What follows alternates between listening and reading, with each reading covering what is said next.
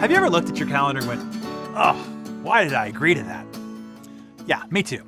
A while back, I worked with a vendor on one of our programs, and the work had been intense, and he did a great job.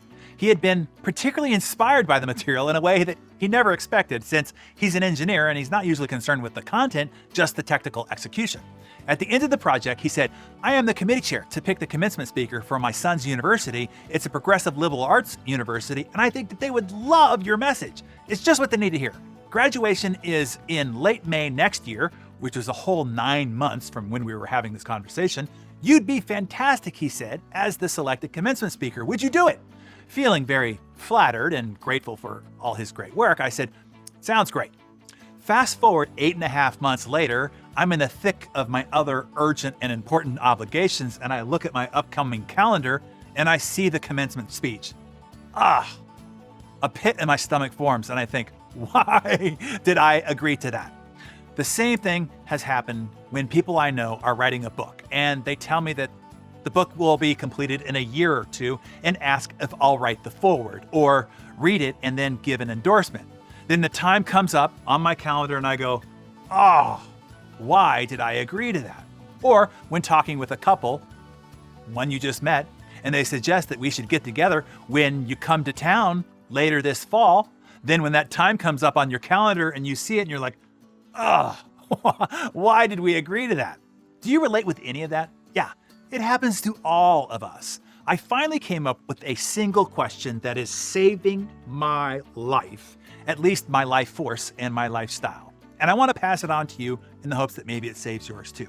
The question is, would I say yes to this if this obligation was tomorrow? Given everything I got going on, could I and would I say yes to this if it was tomorrow?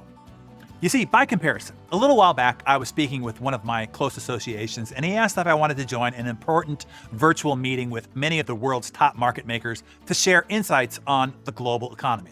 This was a group of real who's who's. Every single name of the small invitee list were well-known household names. The only problem was it was happening the very next day. I gladly rearranged my schedule to be available to participate. If that had been scheduled 6 months earlier or for tomorrow, I still would say yes either way. Do you see the difference? Here's another example. If my dear friend Mark Sparks surprises me by saying that he's going to be in town, I'd gladly rearrange my schedule to be available for dinner with him.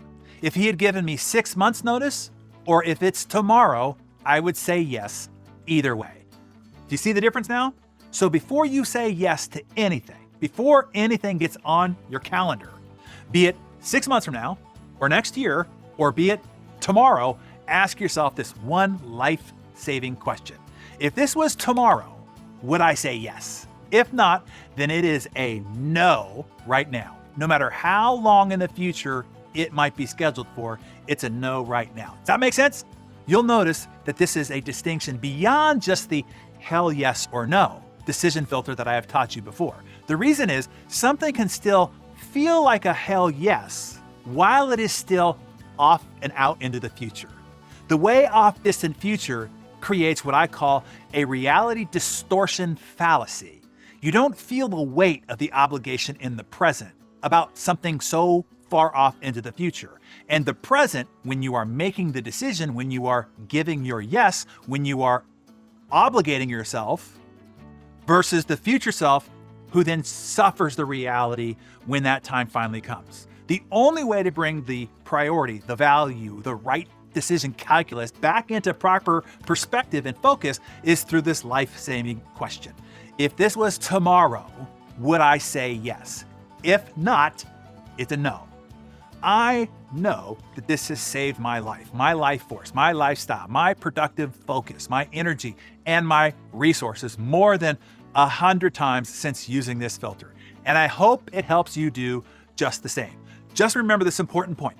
Every time you say yes to anything, you're also saying no to other things you could have done alternatively.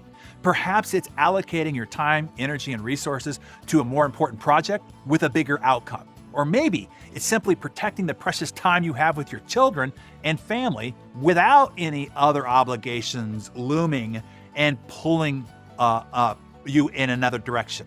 Whatever the stakes, make sure that the next time you consider saying yes, when you really should probably be saying no, ask the life-saving question.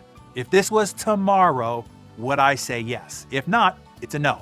Then add, is this a hell yeah or a yeah, sure? If it's not tomorrow, hell yeah, then it's a no. To cement this lesson so you don't continue to make this mistake, to twist the knife in your psyche just a little bit more, share with us when you have said yes to something in the future that you regretted when the time came up. Then read everybody else's examples so that we can all learn this lesson once and for all. And I look forward to reading your examples in the comments below.